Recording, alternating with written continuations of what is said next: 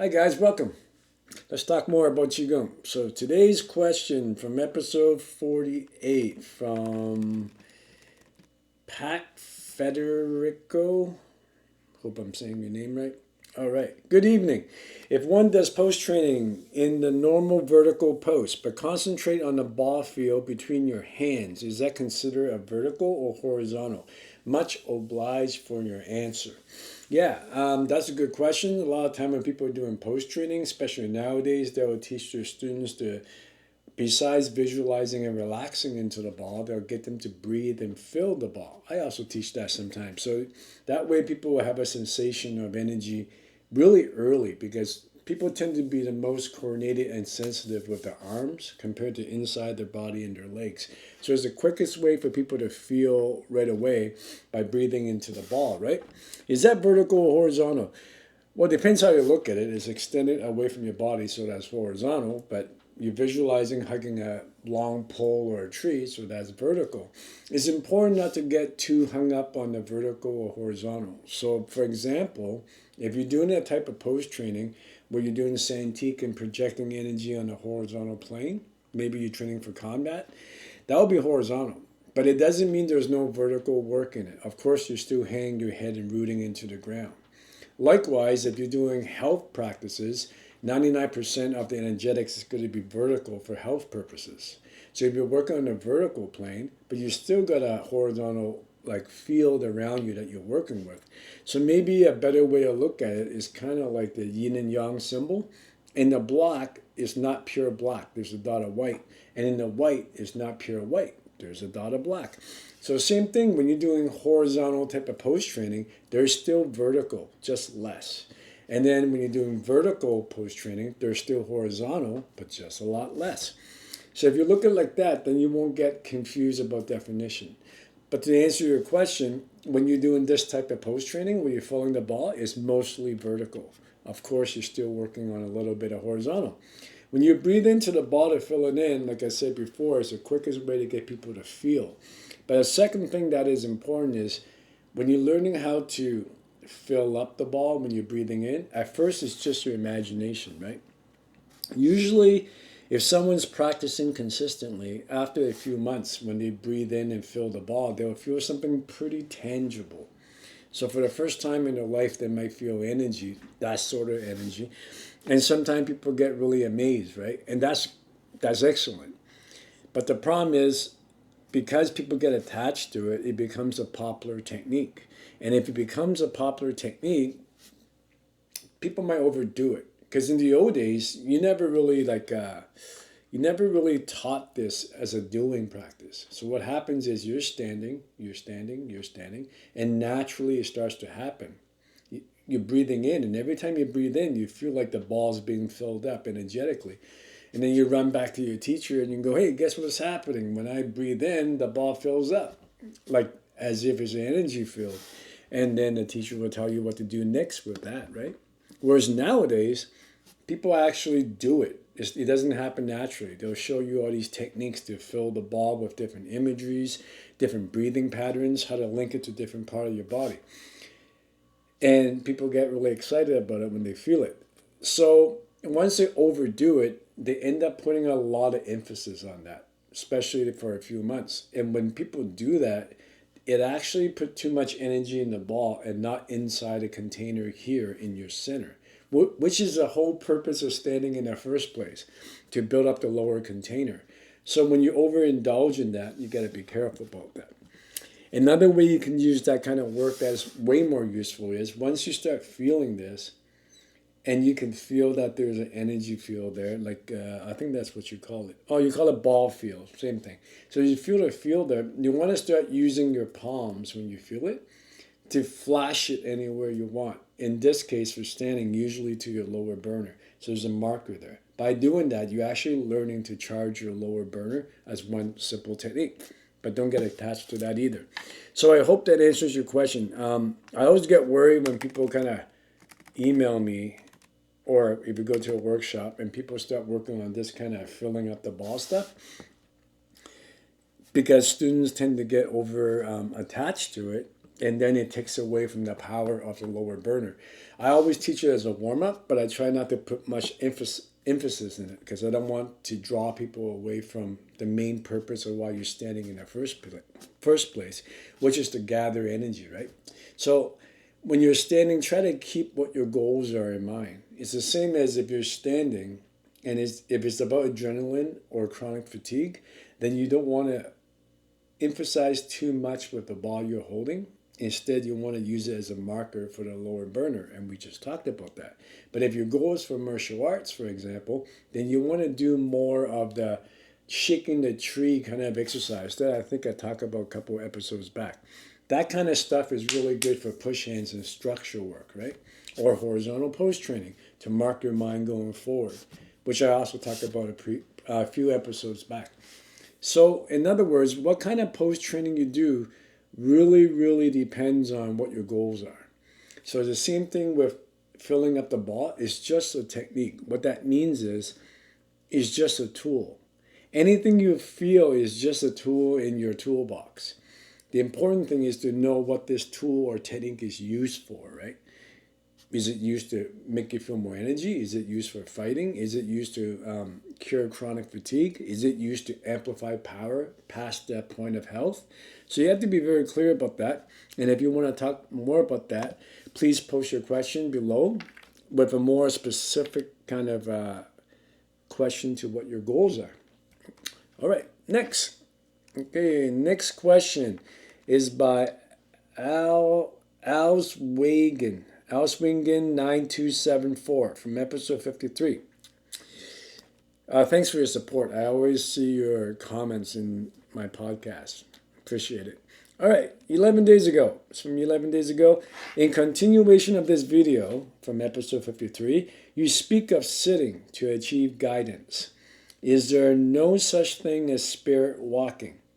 Besides exercising, that I also mainly react to events and people guided by my gut feeling.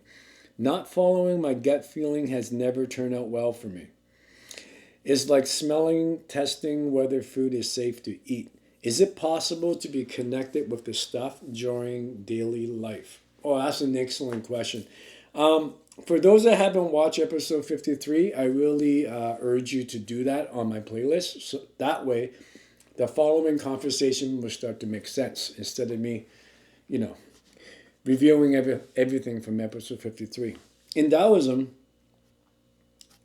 in original Zhou Dynasty Taoism, there's mainly three objectives, right? You got your first center here, second one in your heart, third one in the third eye, and the top of the head. So basically you get your gut, you get your heart, and you get your head. And the lower one is really about your physical health. It's 85% of your immune system, your gut bacteria is there, your battery for your energy for your physicality is there, according to original Taoism. Your heart's really about emotional healing, and the upper level is for merging process. So this one deals with your physical health, this one deals with your emotional happiness, and this one deals with more happiness, but it also deals with death.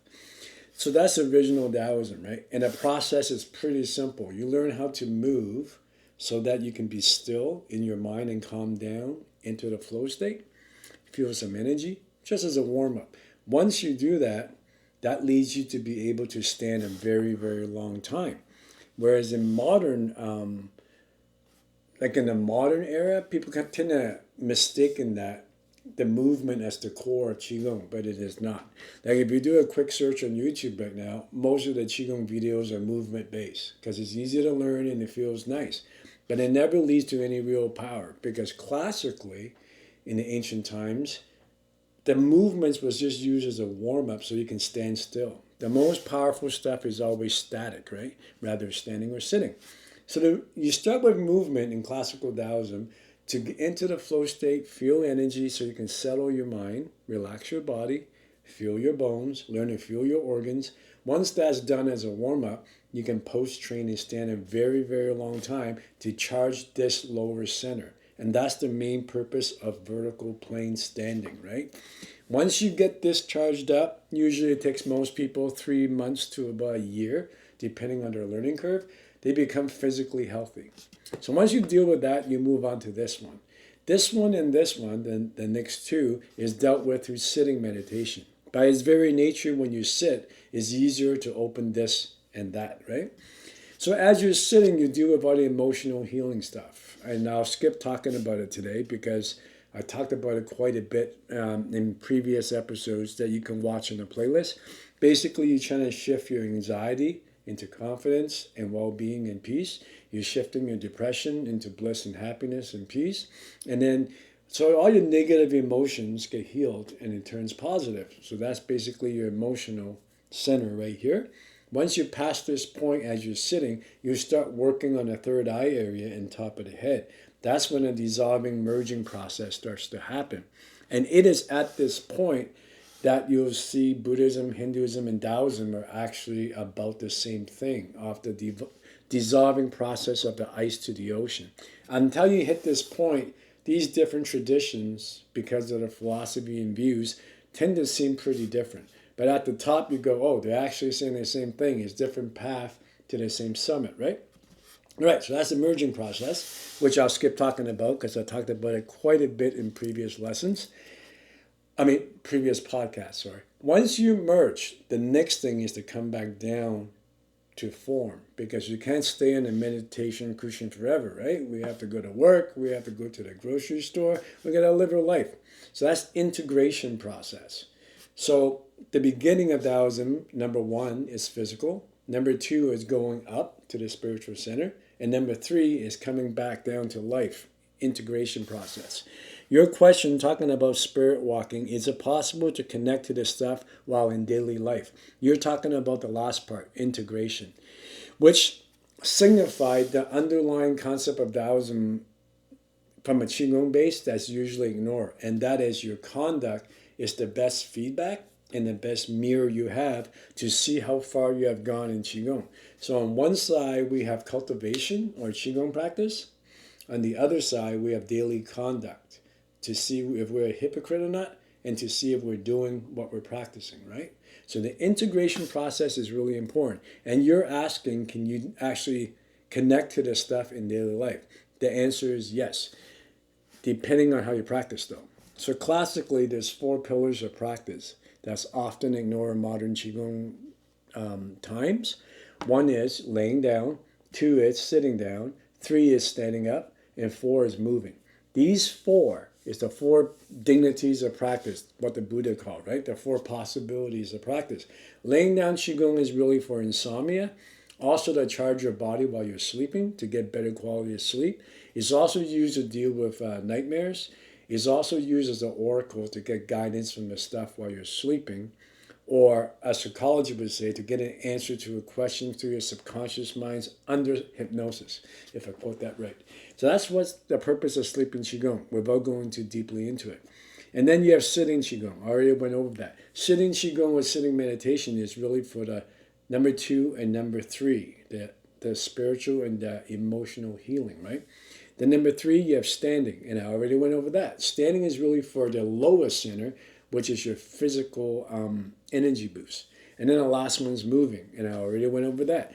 Moving is really used as a warm-up to get your mind and your body to the point where you can stand and sit for an extremely long time. So, of these 4, which one will allow you to, quote, is it possible to connect with the stuff during daily life? And the answer to that is moving Qigong, but very specifically walking Qigong. And here's the reason why.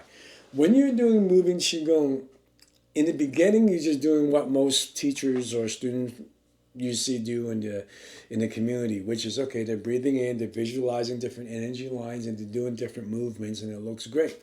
But as they progress, and maybe I estimate maybe 2% or 5% of all masters I've met get to that level, is when they're moving, they enter spontaneous movement, where they're not moving the Qi, but the Qi is moving them.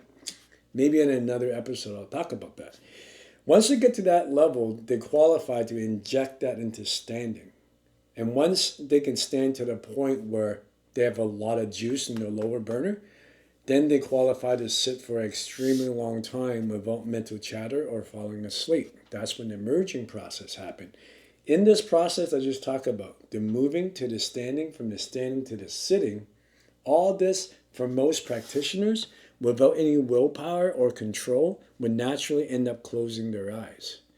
So if you go from moving to standing and from standing to sitting, providing you didn't skip anything like most people do, but you actually did all of it, the moving and the standing, then when you get to sitting, spontaneous movement will happen extremely fast. I estimate about 3 months. But if you haven't done the moving and standing, then it probably will take people 10 to 15 years to get to spontaneous movement through sitting. In either case, once you get to spontaneous movement and sitting and they start merging up, one of the things that happen to most people that get to that point is they start losing body awareness. Or in the classic Taoism, Cheng Tzu, the second scripture of Taoism, you can just read it, it's from almost 3,000 years ago. It says, smash your body and smash your mind, merge directly with the Tao. So, or in Taoist sitting, they'll call it sitting and forgetting. Basically, you're losing spatial awareness and body awareness, equivalent to people in trance, people doing psychedelics, or people in flow tank therapy, where your neuron starts to shut off your awareness of your body. You feel like your body has disappeared. And when you're in deep meditation, that happens naturally without any chemicals or drugs or flow tank therapy or anything like that, or rituals or using music. You don't need anything for that to happen. It happens naturally if you sit long enough, providing you have done the moving and the standing. When you lose body awareness and you feel like your body's not there anymore, in the same time what will happen is you experience your mind as a field. Some people call it the aura. In Buddhism and Taoism, classically, we call it the ghost body. Actually, not Buddhism, sorry, in Taoism. And in some sects of Buddhism, they call it the ghost body, right? So when you experience your identity, your personality, your self-image, your mind as a field, and all information's in an energy field, right? So if you keep sitting, and very few people will get to this point, very, very few. If you keep sitting, that bubble dissolves. You go to the ocean. Usually in between that point, you start like, this is hard to talk about, but when you get to this point, usually you see really bright light. So they did a lot of MRI kind of studies. I think it was Harvard or Stanford, Harvard, I think. They did studies on monks in deep meditation. They plug stuff in their brain to study why they're seeing lights. So as they're tracking their brain, they proved that the brain is seeing light, but they can't understand why yet. Maybe in a few years, scientists will finally figure it out. But the point is, when the meditators see light, one of the things that during the center, when you see bright light, one of the things that people don't like to talk about, but is true, is as you're seeing light, you're also getting an enormous high. Like, you get really high. And you get to the point where you start to see bright light comes with an enormous euphoria. Like, it's really, really blissful and peaceful. It's hard to explain. But anyways, but it's not an excitement. It's like, picture you know how when you're feeling great after a long day's work and you finally get a cup of coffee or lay down in your bed and you go, that kind of feeling? Times that feeling by like a couple thousand or 10,000. An enormous, right? So when you see light, that's usually the blissful feeling you get and you're merging upward. And the reason why people don't want to talk about this is, it basically is the doorway to trance. So it's kind of like drugs. It gets to, parents don't like that, right? You're going in a trance. It's okay to meditate, but you're going in a trance, right? But you're not really in a trance. There's still a difference. Because in trance, there's no off button. You don't even know who you are or where you are. Meditation is different. You're fully present and aware of what's going on. But you're at the point that you merge and hit light and get that euphoric feeling, you're basically at the border between meditation and trance. That's, I'll stop talking about it because it doesn't make any sense unless you have experienced it. Anyways, when you get to that point, you have to come back down because you got to go to work and you got to go to the grocery store. And you're asking, is it possible to connect with that stuff during daily life? The answer is yes, but not through moving Qigong, because most people have their eyes closed and they're still seeing that light, and not through standing Qigong, because as soon as spontaneous movement happens in standing Qigong, you will close your eyes. In fact, that's one of the main difference between doing standing for combat in Kung Fu versus doing standing for health. In the latter one, your eyes will start to close. They'll start to flutter, like you're dreaming almost, right? And it definitely never happens in sitting. Because when you're sitting, definitely your eyes will close, especially during the third eye when you're seeing light. So the only time, and it won't happen in laying down Qigong, so none of the four. The only time your eyes is naturally open without you controlling it in the original Taoism is when you're doing walking Qigong. And in modern times, walking Qigong got kind of misinterpreted because Mr. Deng Huochun, or Grandmaster Deng Huochun, the founder of Bagua, or the martial art called Bagua, is named as the internal martial art in China. He was a great martial art pioneer in the 1800s. He developed a martial art or brought it to public, a martial art called Bagua, based on circle walking Qigong that he claimed he learned from the Taoists in the mountains, which makes perfect sense. Because of his pioneer work in circle walking, Taoist circle walking martial art, people, when they think of circle walking Qigong, they tend to think of it as though that's what it is. But the fact is, few thousand years, long before he was born, long before Bagua was a martial art, circle walking Qigong was always in original Taoism. That's one of the four pillars in terms of laying down, sitting, standing, and walking Qigong. So you have walking Qigong. And naturally, walking Qigong, because your eyes is naturally open, if and only if you have done the warm-up moving, a lot of standing and a lot of sitting till you see the light and you're merging up. When you do walking Qigong, your eyes is open, right? What happens is a 50-50 integration will automatically happen. So let's say when you're sitting, you got to the point where you're merging. Basically, you're 100% in the energetic consciousness or light, whatever you want to call it, 100% or 99%. When you're in daily life, like I'm doing a podcast now, for most people, they're 99% seeing form, like this table, this computer, this camera. So average people are 100% in daily life seeing form, whereas meditators, if advanced meditators to the point they see light, they're 100% or 90% in the light, and maybe like 0.01% conscious of form. When you're walking, it's 50-50. Because you have done so much Qigong, as soon as you start doing walking Qigong with your eyes open, automatically that Qi sensation, light sensation, energy sensation, whatever you want to call it, maintains when you're walking. But in the same time, because your eyes are open and because the very nature of walking, of course you're aware of form. So you don't walk into your coffee table or walk into the wall, right? So now you have 50-50. So that was my long way, to answer your question, because I didn't want to just give you a fluff answer, right? Is it possible to connect to the stuff during daily life? Yes. Usually done through walking Qigong, to give you the quick version of the answer. But it only works if you have done the sitting and the standing.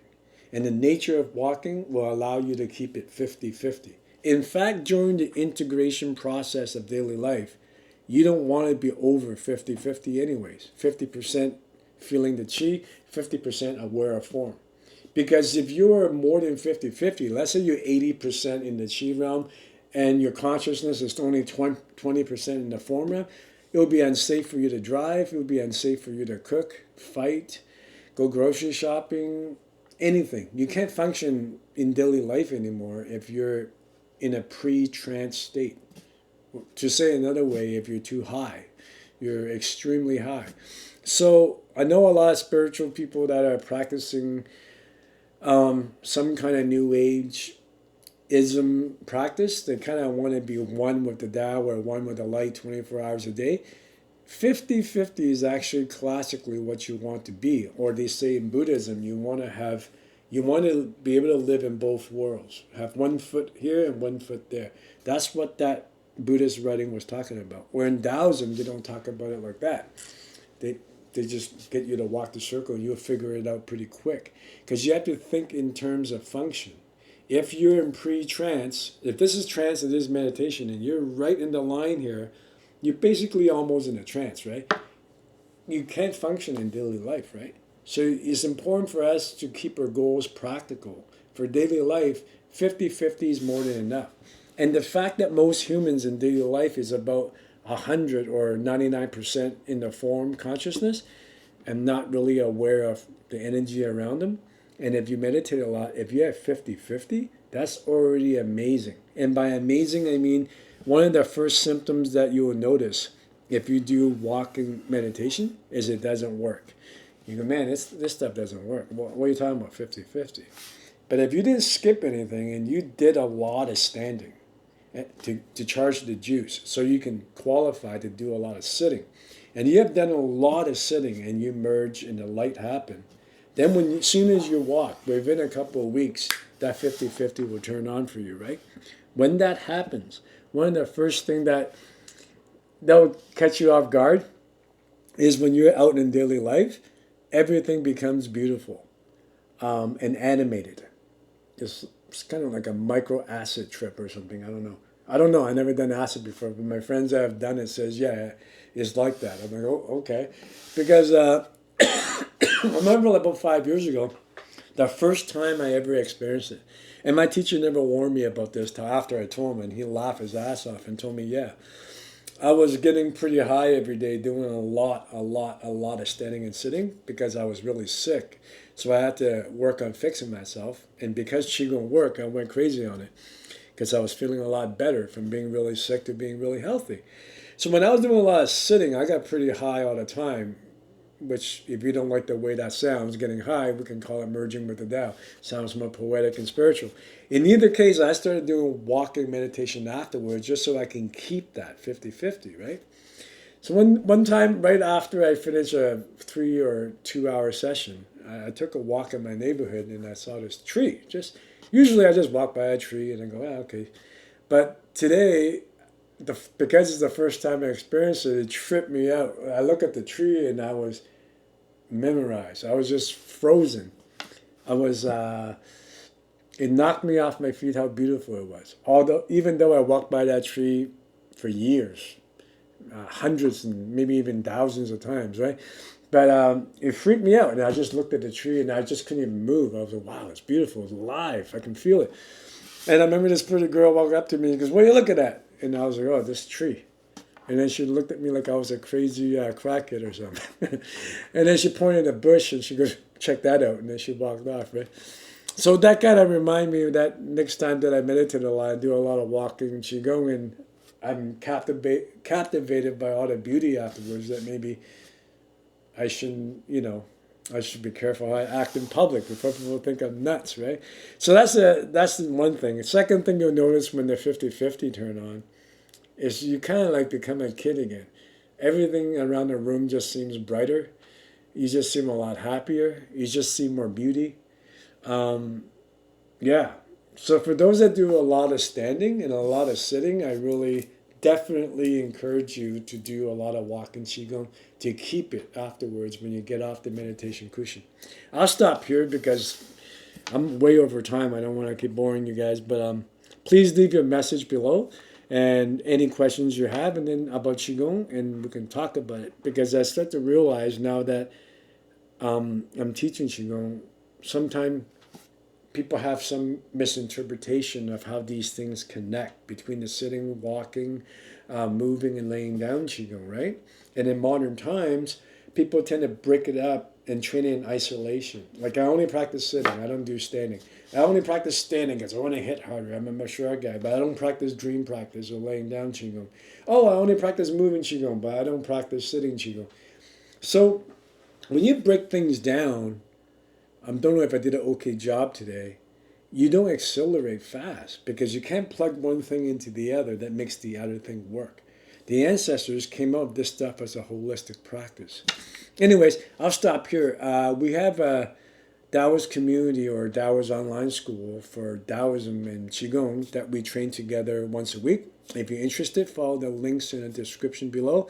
I hope to see you there. All right, guys, have a good night. See you next time.